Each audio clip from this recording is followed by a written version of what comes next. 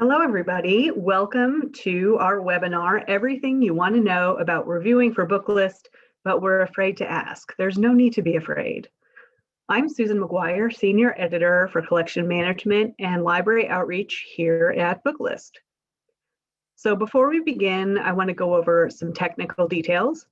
The audience, that's you all, is in listen-only mode, but we welcome any questions you may have. On the bottom of your screen is a toolbar with a section for Q&A. If you have a question or need technical assistance, simply click Q&A and type your message into the box that appears. We'll do our best to respond to all tech-related questions.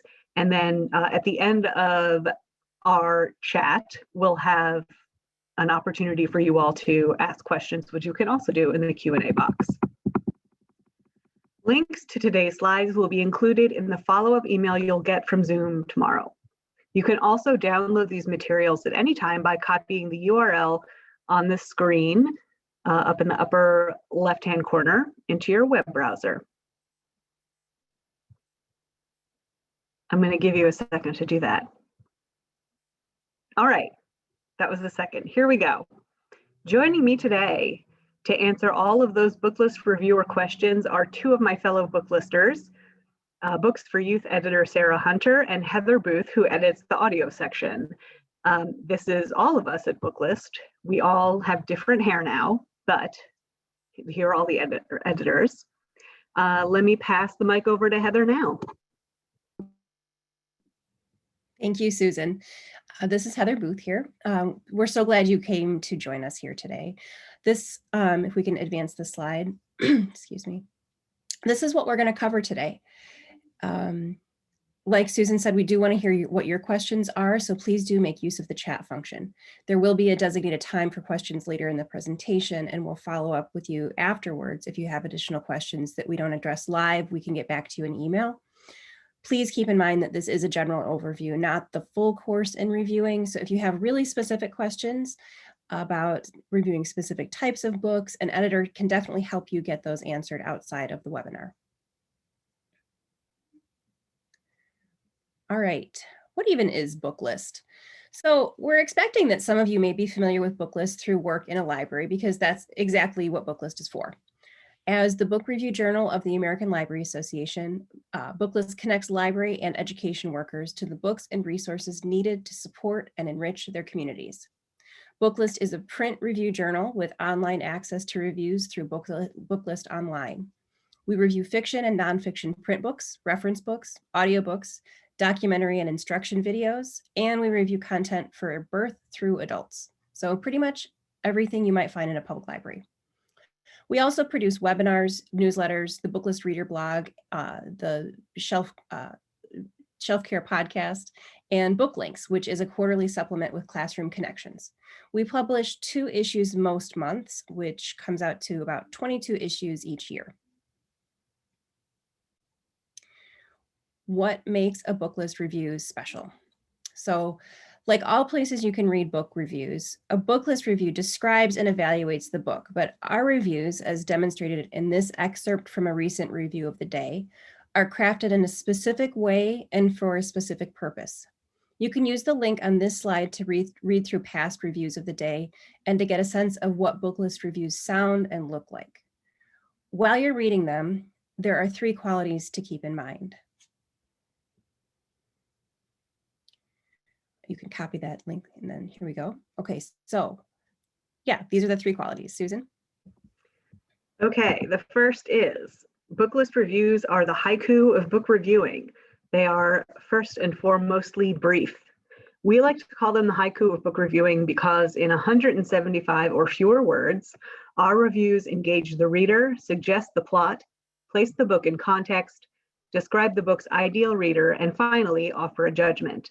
If the book is exceptional, you might get an extra 25 words, but regardless, brevity is the key. Booklist reviews are written to help library staff. That's our specific audience. They are our one specific audience that we keep in mind when we're writing and editing reviews. We write for library workers. So these are not personal endorsements of the books.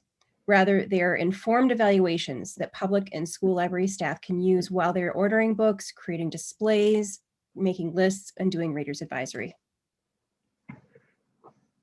And finally, Booklist reviews recommend titles for purchase. So you won't find any biting slams here, no matter how we are sometimes sorely tempted. We are a recommendation-only journal. So that doesn't mean that everything we review is highly recommended or recommended without reservation. Our reviews, if you read Booklist, you know, can definitely be critical. But whether it is the quality and content itself, the author, or the expected popularity, by running a review in Booklist, we are indicating to library workers that this title is one worth considering as they spend their precious selection dollars.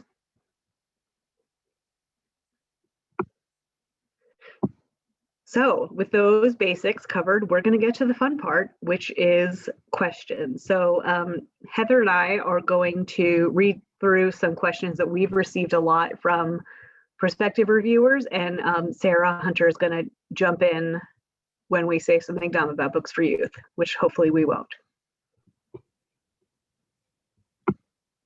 All right. Okay. Question Sorry, one. Heather, I'm stepping on your toes. I've written for book blogs, Goodreads reviews, my library's reader's advisory page before, but I've never written official reviews. Can I be a Booklist reviewer? Yes, this is something that we get with some regularity, and you can absolutely review for Booklist if you've done other types of reviewing, but never for a review journal. Absolutely, you can. In fact, having that kind of book-related experience has probably given you a really good idea of what readers are looking for in their book reviews.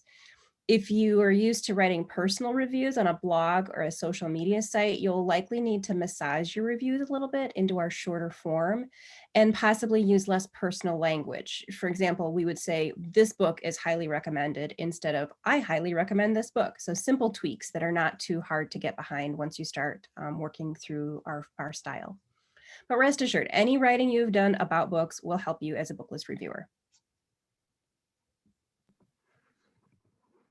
Okay, and the next question is, I don't have a library degree, but at the circulation desk, I talk to a lot of people about books. Can I be a Booklist reviewer?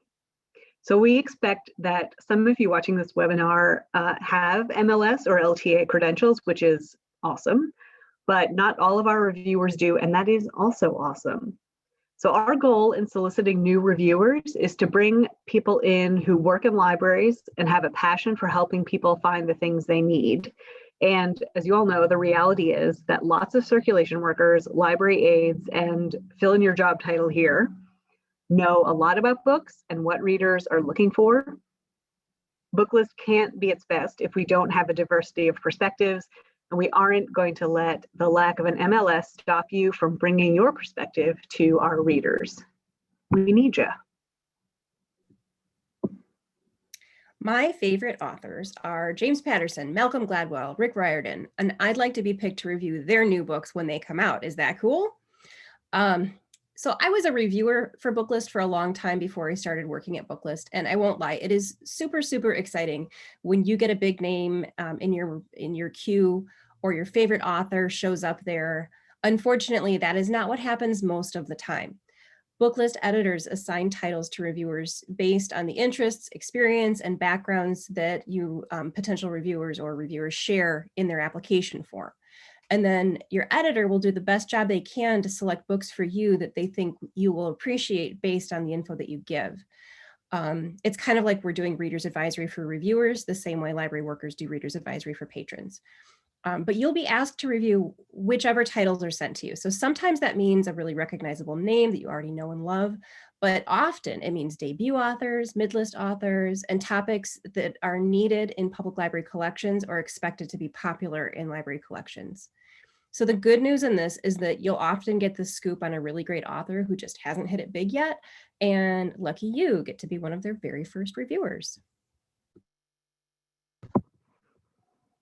Hooray. So I help a lot of people with reference requests and read when it relates to my interests, but I'm not a big novel reader. Could you still use my reviewing services? The short answer is yes. The long answer is we review all kinds of books that cover the full range of Dewey: self-help, religion, social sciences, health, hard science, history, etc. Within each subject, we cover narrative nonfiction, so things like microhistories and true crime, as well as instructional nonfiction like craft books and cookbooks, and of course, reference. In fact, if you field a lot of reference requests, that gives you a good background for assessing the usefulness of a reference resource. So an affinity for fiction is definitely not a requirement, and we are always looking for readers who are well-versed in broad topics like science or history. It's especially helpful to us if you are well-read in your area of interest, since that knowledge will help you place a book in context. So is it more clearly written than the usual economics book? Does it mine rare World War II resources? Are the photographs that accompany the knitting patterns particularly vivid, et cetera, et cetera? I read all kinds of books, from dark historical YA fantasy to dark urban YA fantasy. Would I make a good book list reviewer? So while we also love all kinds of dark YA fantasy, if this is really and truly the only kind of book that you read, unfortunately, this is just not a broad enough interest to be a good fit as a book list reviewer. The same with readers who only read Scandinavian noir or audiobooks narrated by their favorite celebrities. Like we mentioned earlier, your editor is going to send you titles to review based on what we receive and what we need reviews of. So if you usually read one particular genre but are open and eager to read others, that is definitely something we can talk about. We don't expect reviewers to come to us willing to read absolutely everything. That's why the reviewer application is extensive in asking what your interest and background are. But if you apply and only indicate a willingness to read one specific type of book, we may not have a place for you.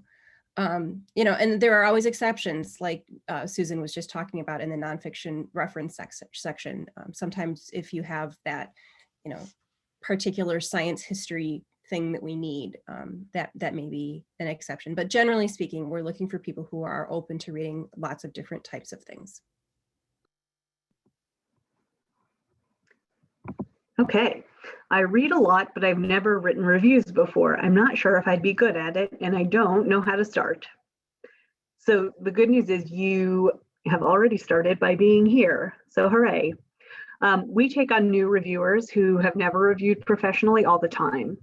If you like to read or you like to talk to people about books and you're open to feedback, we think you have the skills to build on. So when you start, you'll be paired with an editor based on the interests you expressed in your application.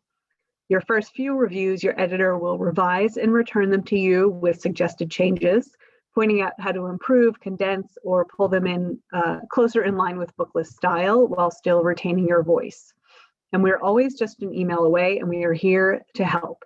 If you think you want to give it a shot, try writing a few Booklist style reviews of things you've read or listened to recently, excuse me, and see if you enjoy the process. And we'll also at some point before you get started ask you to send us some writing samples. And so these can either be those Booklist style reviews that you wrote for practice, or if you write annotations for web lists or something like that for your library, those are certainly good writing samples to send us.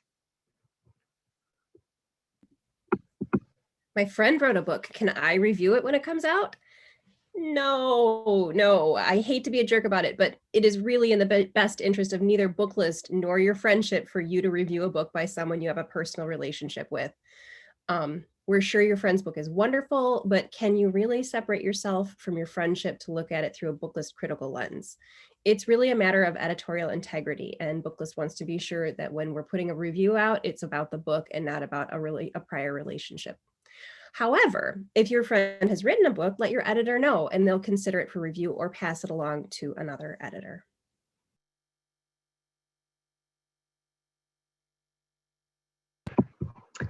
Okay, now the special reviews.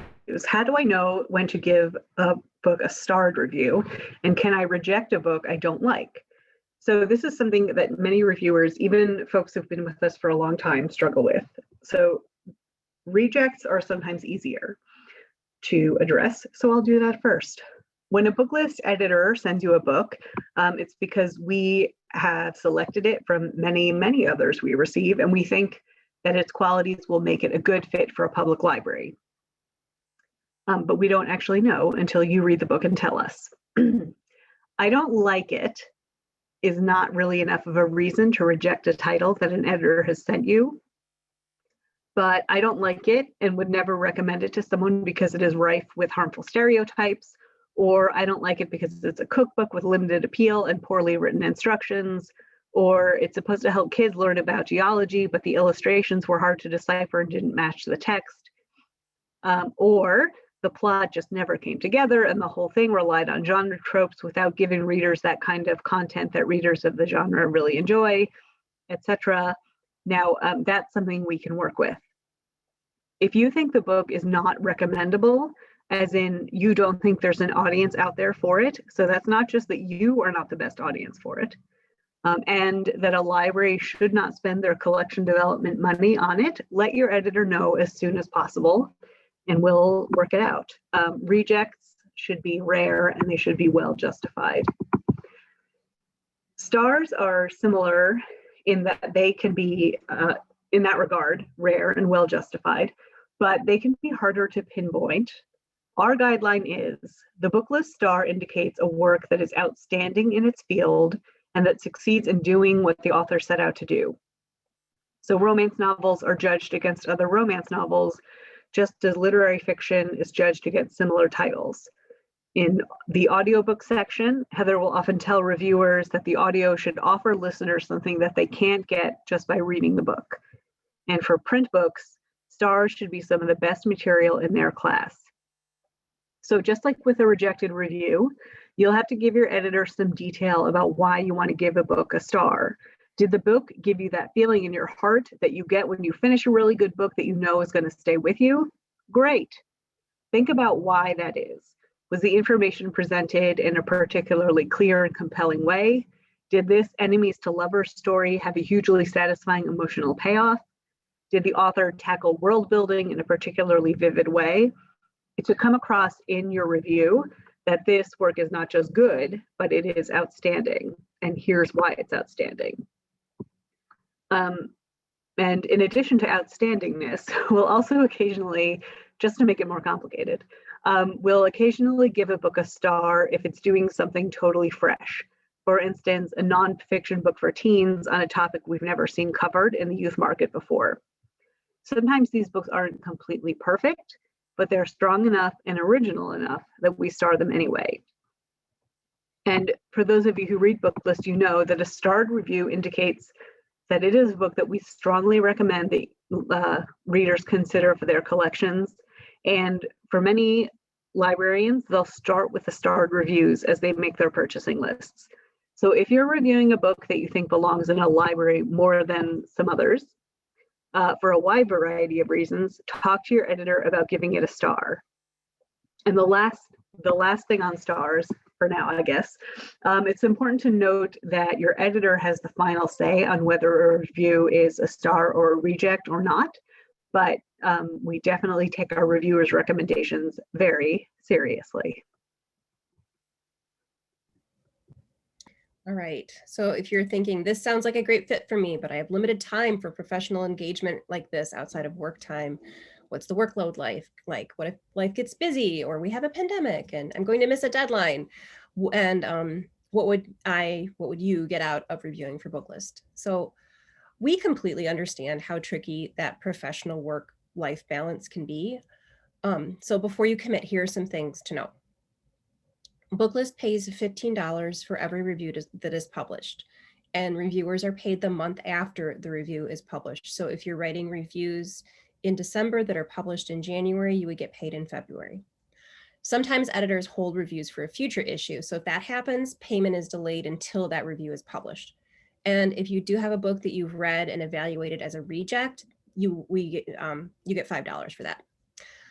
Reviewers also do get a complimentary subscription to Booklist in print and online. All of our reviews are signed, so reviewers get that credit as well. So if you're building a portfolio of professional writing, this is something you can add. And you get feedback. Your editor wants to help you craft the best possible work for our readers, so your writing will absolutely improve. Many of our reviewers talk about how helpful it's been to be a Booklist reviewer as they embark on other professional writing. So that haiku of book reviewing really can pay off in writing concise, clear, persuasive board reports or grant applications and other things like that. The time commitment is going to vary depending on how many books you accept, how often you accept those books, and in what genre. Just like, reading 3 picture books a month is going to not be as time consuming as reading 3 big presidential biographies. But once you've decided what you can fit into your time, we will just keep sending books on that schedule. So for that reason, communication is really key. We can almost always accommodate your time needs as long as we know what they are. So if you think you're going to miss a deadline, just tell us. If you need a break for a few issues, just tell us.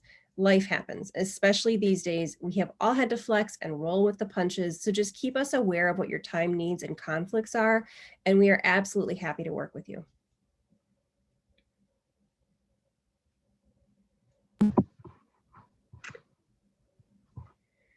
So this sounds great. Can you send the print galleys and books on CD to my home? We are not currently sending print galleys or books on CD at all. We're not getting them at Booklist, and so we can't send them out. So reviewers do need to be comfortable with multiple digital platforms for e-galleys and downloadable audio. So you would need to have an Edelweiss account, NetGalley account, be comfortable with digital PDFs. If you review for audiobooks come through from publishers in a variety of formats, and there are lots of different audio platforms that you would need to be comfortable downloading from the internet and adding to a device for you to listen to. Susan and Sarah, did you want to talk more about the various formats? Yes, in adult books, we are getting mostly PDFs, although if you have Edelweiss or NetGalley, and you can get a digital galley from there, that a lot of reviewers prefer that. But yeah, definitely, like right now, we're doing digital galleys only on account of mailrooms being shut down, because I don't know if you guys know this, there's a pandemic. And so we may not go back to print galleys. The one exception is for reference books. Those are harder to review on PDF. So I can usually request a print copy sent to someone's house or office or wherever they are if they need it. But for the most part, digital PDFs. I'll hop in here too. This is Sarah. We in the Books for Youth department also are relying really heavily on NetGalley and Edelweiss and PDFs we receive from publishers. Occasionally we'll review books in the Books for Youth section that have like physical components to the pages, like a flap or a pop-up or something. And in those cases, the publisher will typically offer to send that book directly to a reviewer. So we can work with you for certain print copies, but the vast majority of what we do right now is digital, just because of all of us working remotely and most publishers working remotely as well at the moment. So it's very important to be able to review from digital materials right now. And just to I guess beat a dead horse. So Sarah, that is also true. Sarah is the editor of Books for Youth and graphic novels. So digital for graphic novels too, right? Yep, that's correct. You need to be able to review graphic novels digitally, probably even more than Books for Youth. Most of those publishers rely on a digital galley submission right now.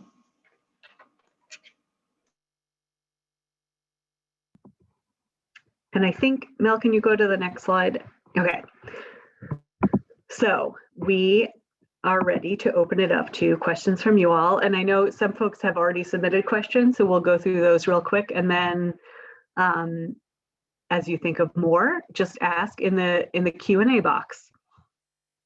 So some of this is stuff we covered, but I think it's worth going over again real quick. I was wondering if you can be a Booklist reviewer if you've never written a book review. Does anyone want to field that, Heather or Sarah? Yes, you absolutely can be a Booklist reviewer if you've never written a book review.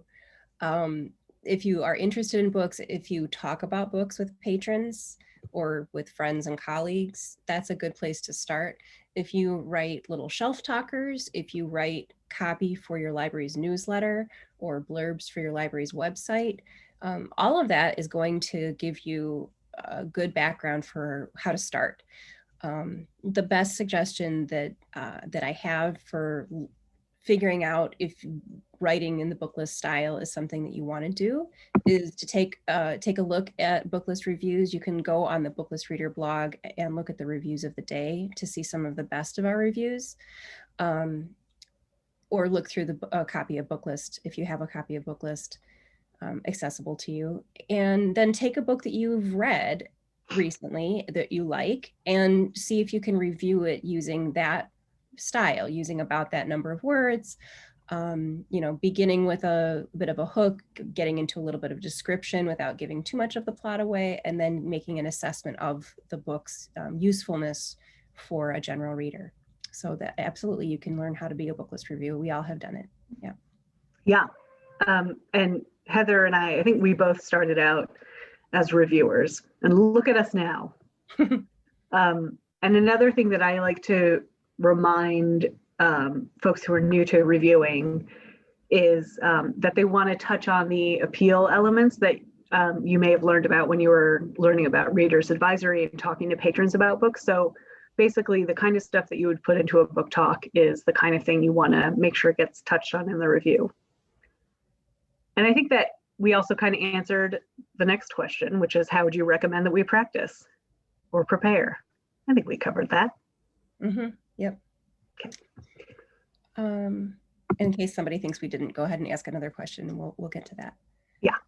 So another one came in. Should we turn our videos on, Susan? Oh gosh, yes. Okay. You're not. I'm not doing anything weird. I'm Heather. I'm Sarah. I can't see anything. There I am. Hi, I'm Susan, learning how to use a computer. I can take the next one if you'd like. What is the typical expected turnaround from receiving a book to providing a review? We've gotten a couple versions of this question so far. Typically the time frame, I mean, it's different across sections, but in the Books for You section, we try to give everybody at least 4 weeks to receive a book and turn a review in.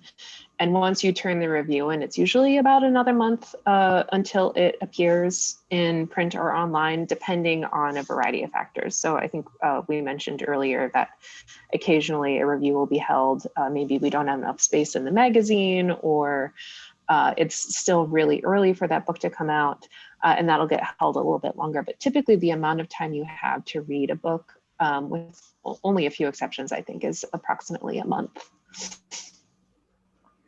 Yeah, and I have some folks who read faster for whatever reason. So I have some people who do 4 or more books a month, which is great for me, but I have folks who do 1 book a month, which is also fine. So you can work with your section. It varies a little bit because the length of the audios varies, and because of the way audiobooks are published, where with a print book, you can often get a galley several months ahead of time. We're not usually getting the audio until the month that it's published, or maybe up to 2 months before it's published. And so we do try to get those rushed out as quickly as possible. So a short audiobook, like under 8 hours, I might send it to somebody and ask to have the review back in 2 weeks. For something longer than 8 hours, or 9 hours, then that there's more time, 3 weeks or a month, depending on how long it is.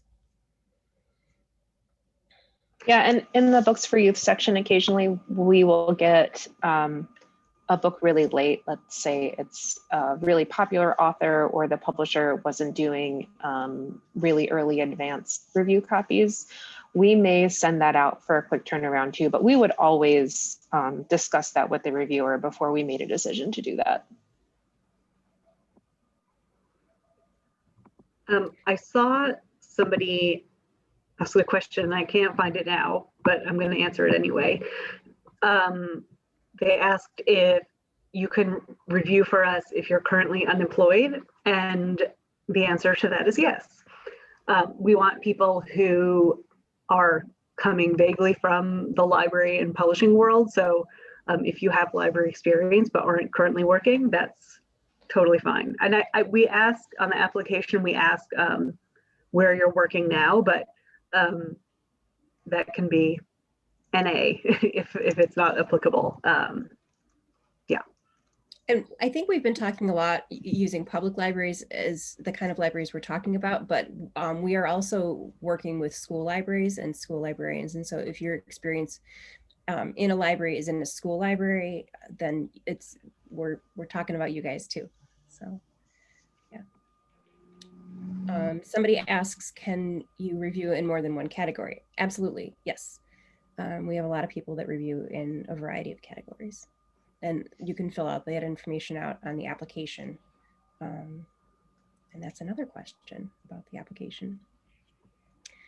So I think the last slide that we have is a link to the Write For Us page, but it's the Write For Us page on our website. And so we'll get to that slide that'll show you the exact link. But if you go on Booklist Online in the Write For Us section, there's information and a link to the application there.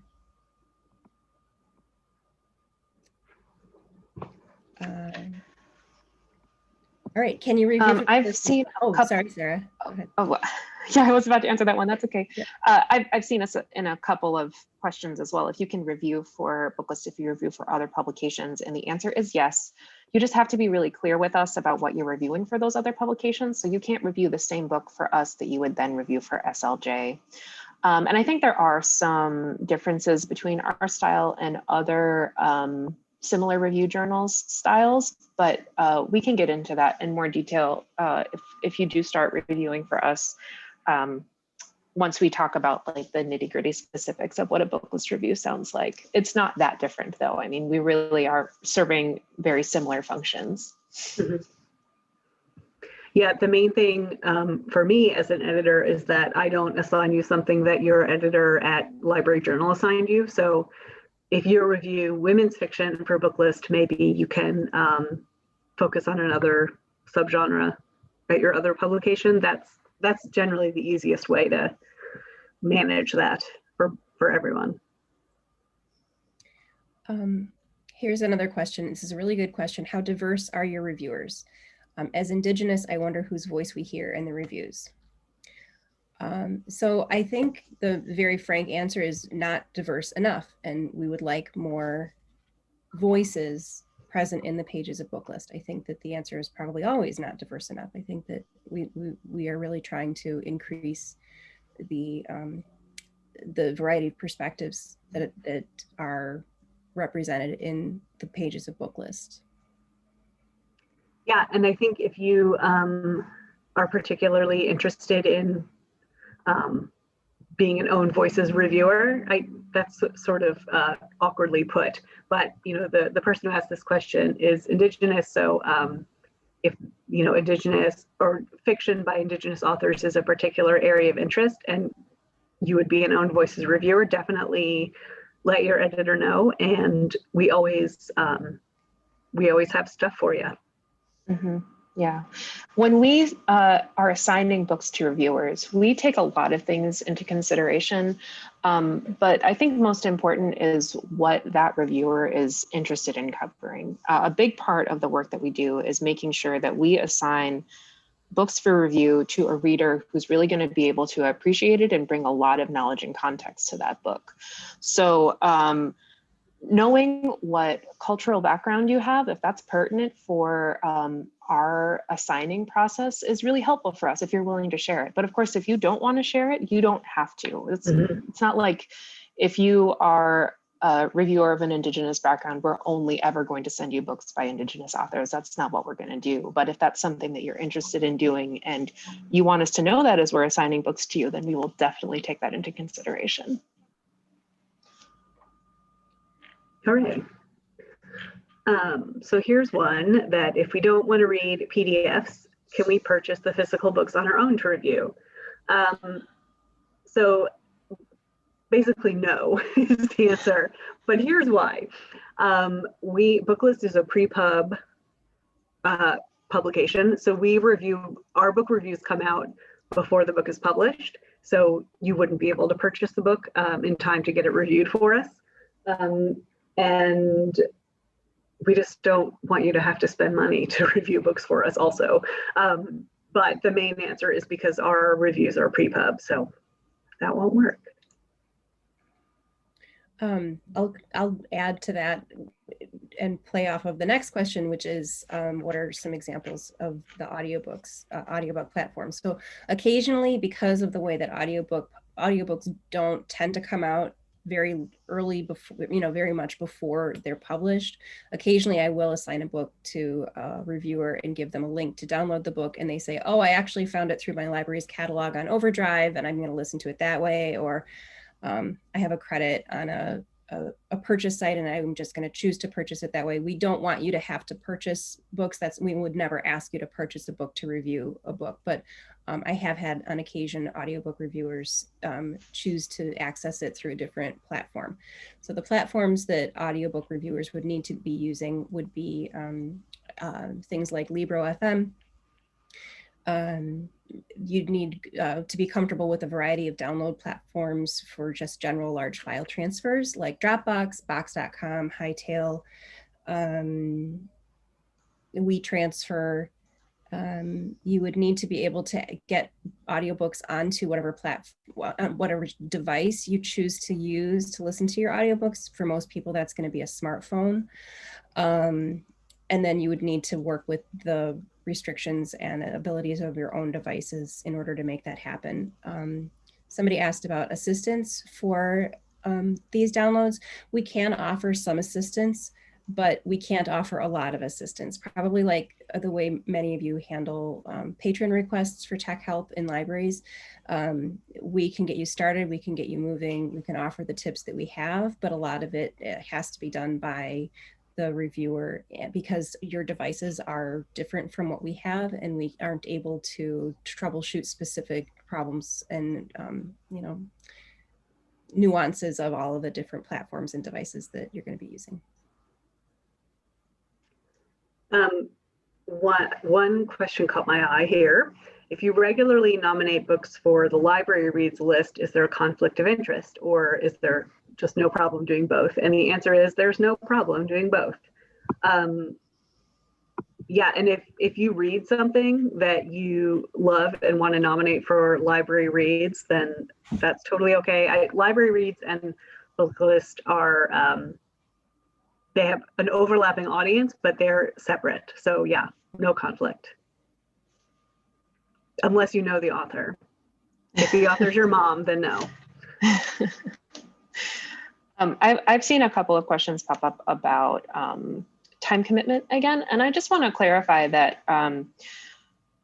the number of books that you would review for a book list is really dependent on what time you have.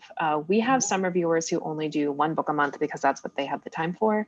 And we have some who do like 4 to 5 per issue because that's the time that they have for, and they're really quick readers and maybe they only review picture books. So that's something that's really flexible. There's not a required number of books you have to review in order to stay on as a book list reviewer. I will say that if you have particular expertise in like a niche topic, and we know we can go to you and you are very knowledgeable about this one particular thing that doesn't come up very often, but you don't really want to review once a month or even once every 2 months, that's still useful information for us to know, because occasionally we'll get like a book about quilting for children, and there are hardly any books about quilting for children. But if that's your area of expertise, maybe you're the person who's going to review that book for us. Yeah, and that is also really true of reference. We get a lot of amazing esoteric reference resources that if coins are your area of expertise, then I'll give you 1 book a year. So we had a couple of questions about reviewing if you are not in the US. Do we have an answer to that? We have some reviewers who are Canadian. It's actually a little bit easier right now to have Canadian reviewers because we don't have to ship things over the border because you don't need to, put postage on an e-galley. But yes, if you live overseas, there is no bar from you reviewing for us. Yeah, as long as you can access the Galleys, then great. Question about audiobooks. Do we look at the production along with the appeal of the book? Absolutely. When you're reviewing audiobooks, you're reviewing the audio much more so than the content. We don't tend to send out audiobooks that were not reviewed, that were rejects, or that don't have appeal, or that we don't expect that there's going to be appeal either because of the subject or the author or the narrative style. So it's really a review of the performance of the audio. So you're going to be looking at the, is the narrator, do they change their voice for different characters? Do you hear lots of pops and cracks on the production itself? If it's a full cast, do the cast members use the same type of narration for the same character, depending on the perspective? So there's lots of detail in a packet that we would send out to you as a reviewer if you do proceed through the process, that gives lots more examples and details about exactly how to do that. But for audiobooks, it's absolutely about the audio, not the book specifically. Yeah, and that kind of goes back to... I can take this next. Oh, go ahead, Sarah. No, go ahead, Susan. It's okay. No, I was going to change the subject. You go next, Susan. Okay. Guys, we work great together. That just sort of what Heather said, I just wanted to piggyback that kind of goes along with the reader's advisory. So the way that you would talk to a patron about an audiobook is a little bit different than the things you would talk about with a print book.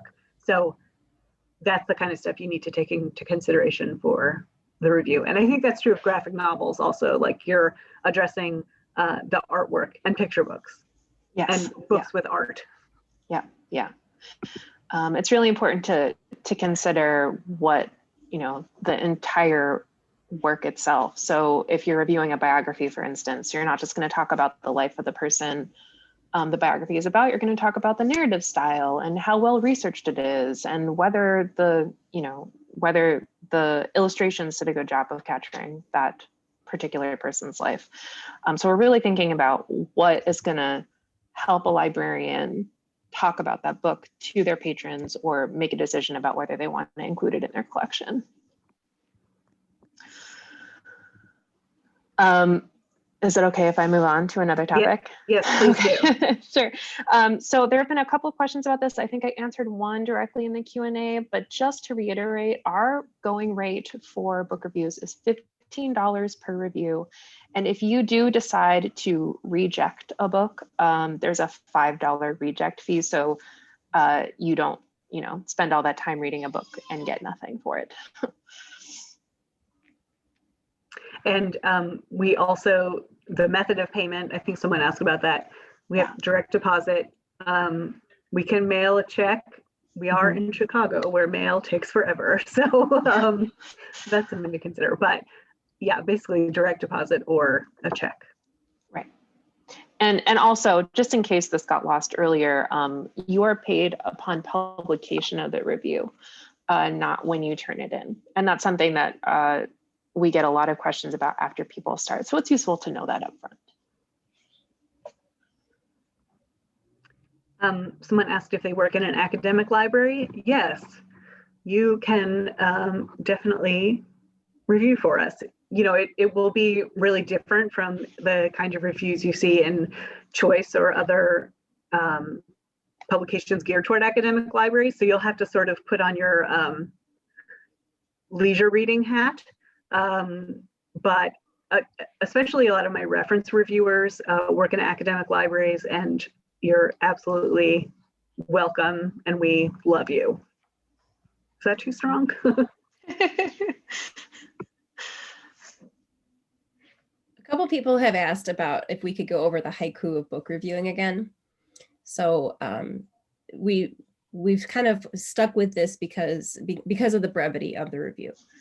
They're pretty short. Most reviews are in the 175 word range. Audio is a little shorter. So in a Booklist review, you begin with a something that's going to catch the reader's attention. And then after you've caught their attention, you're going to give a description. You're going to suggest the plot. You're going to indicate the main points that a reader or a librarian or library worker is going to want to know about in that book. And then you're going to sometimes like hint at what happens more to create a little bit of intrigue. And then you're going to finish with your assessment of the book. This is what it does really well. This is where it could have been stronger. This is a really unique feature that it had. And then within each section, you need to be sure then to discuss the element for the section that you're reviewing for. So like Sarah, I think had mentioned, picture books reviews absolutely need to talk about the illustration, just like graphic novels would. Audiobook reviews definitely need to talk about the voices and what you're hearing. Reference books need to talk about the elements that are specific to a reference book. So that's the haiku in a nutshell, I guess. If I could just like put on my English major hat here for a second, one distinctive thing about a haiku is that like each one of the words in a haiku does a lot of work because there are only, 17 syllables in a haiku. So when you're thinking about a book review for Booklist, you really need to think hard about cutting away any extraneous information. Like maybe we don't need to know the names of every single character in the book. Maybe you don't need to write about the entirety of the plot in order to get across what makes it appealing to a reader. So when we talk about the haiku of book reviewing, we're really talking about thinking of those few things about a book that are going to convey the most useful information to a library worker about that book. I think the reviews of the day are really good examples. Those are, excuse me, those are highlighted not just because the book that is being reviewed is great and exciting, but also because the review is particularly good. So we post one every day on our homepage. And if you follow Booklist on Twitter, they retweet those and stuff. So reviews of the day are a good place to find good stuff. Somebody asked about reference, print and database reference sources. So I just want to answer that real quick. We do review databases and digital reference. We do that, or we publish the reviews once a year in the Spotlight on Reference, which I think is in May. I think it's the May 15th issue. So the answer is yes, not very often, but yes, we do digital reference. So if you're interested, call me. I mean, use the application, but you know.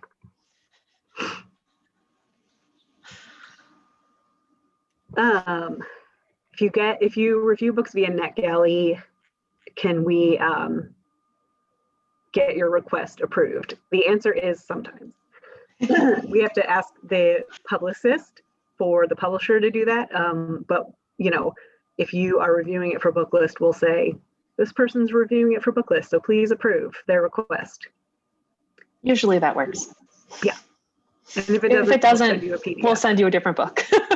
Right. What kind of tablet do you suggest for reviewing PDFs? I don't have a suggestion. I don't either. A lot of people have trouble, not trouble with, but most of my reviewers who are Kindles prefer not to do, they prefer the Mobi file instead of PDF. I personally have a Kobo e-reader, and that I prefer EPUB over PDF, but I can do PDFs. So I guess I don't have a device recommendation, but the reason why we choose PDFs is because they're sort of universal. So if you don't have a tablet, you can read it on your computer, you can read it on your phone, and you can read them on all the e-readers. So yeah, so the answer is no, I don't have a recommendation, but it can probably work with something you already have. This is a question for Heather. Do you review visual media like documentaries, great courses, etc.? Yes, I'm so glad my computer cooperated. I got kicked out for a second. Yeah, we do. We review documentaries, we review instruction videos. We did get some great courses last year. It's been a little while since we've had those submitted, but we do review visual materials as well. Currently, almost all of our video reviews are going to on Booklist Online, but we are working to get more of them highlighted where it's appropriate in our print magazine too. Booklist used to review a lot more videos in print, but we are, we're just trying to hit a good balance. And so, yeah, we do take video reviews as well. And if you're interested in reviewing documentaries, instructional videos, etc., you would apply with the audio in the audio section. I'm the one who handles those reviews. And that kind of leads to another question. We have a few variations of, can you review audio and physical books, or can you review audio and graphic novels? Can you review youth and adult? The answer is yes. Does anyone else want to expand on it? Yeah, we have. I mean, it really is up to the reviewer. It depends on what you can handle and what we have to send you. So you may be willing to review 10 books in each section per issue, and we probably won't be able to do that for you because we've got other reviewers who we want to send things to, and we have a limited number of pages in each issue that we need to fill. So it's really, it's what you're willing to do and what we have to send you as well. But that doesn't mean that you can only review in one section. I have a reviewer who reviews for audiobooks and graphic novels, and occasionally books for youth, and also occasionally adult books. So it really depends on where your interests are and the amount of time that you have. And occasionally, if like Susan was, or Sarah was saying earlier about, if you have a particular interest or background that makes you a great reviewer for a type of book that doesn't come up all that often, we will sometimes ask if you'd be interested in reviewing in a different section. So for example, last year we did a special section that had reviews of audiobooks in Spanish, and I didn't have enough audiobook reviewers who had indicated that they could evaluate books in Spanish, and so I borrowed a few reviewers from the youth section who were willing to take on a couple audiobooks in Spanish and review those. So you may occasionally be asked if you want to try something different. Or if you've been reviewing one type of book for a long time and you say, I haven't reviewed mysteries before, but I do read a lot of mysteries. Maybe I'd like to start reviewing mysteries too. That's something that we can for sure work with. Sometimes you just need a break from what you're reading and you need to move to something new for a little while. We've all been there. Yeah. So what do you think? The answer is probably different for each section. What's the high end of number of reviews that someone could do each month? I think for adult books per month, I have somebody who does 4 books a month. That's some of my highest. We have one reviewer who I think does like 5 to 7 an issue, but that's because he's a really fast reader. Yeah, and he does a lot of picture books and shorter middle grade novels. So we occasionally have people who will do a lot, but it's pretty rare. The vast majority of people who we send books to do maybe around 2 per issue or 2 per month, if that's what they specify.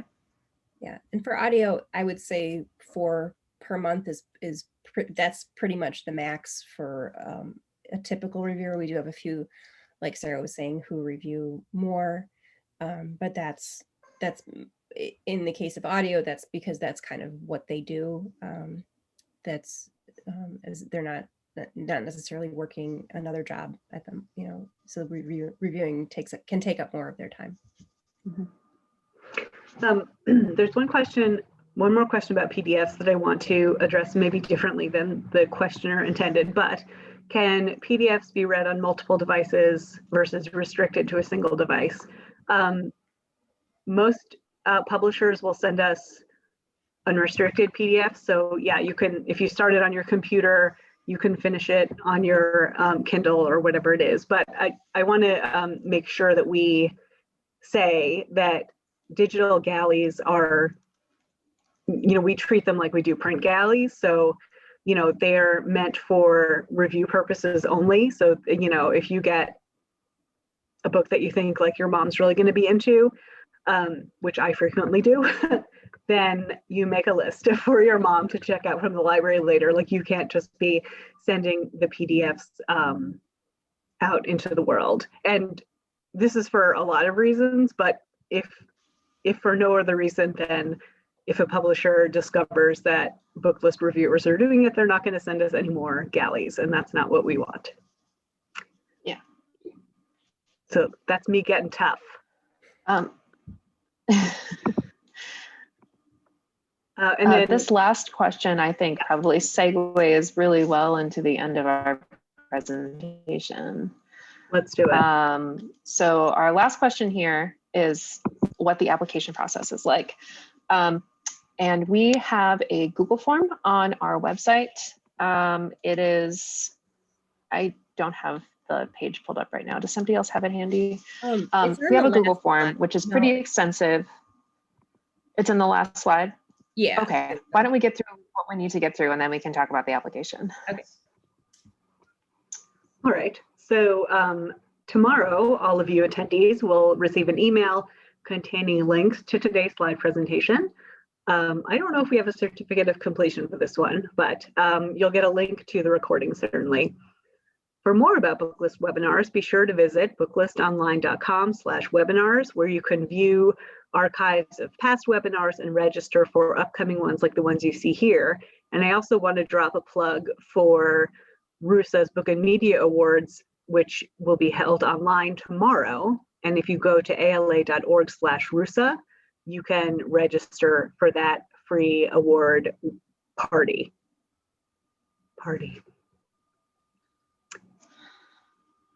If you haven't already, be sure to check out Booklist Reader, where Booklist contributors post daily about all things books and library land. And while you're perusing Booklist online, be sure to check out Book Links, a quarterly supplement to Booklist, perfect for educators and school librarians. It's now freely available to all, yay.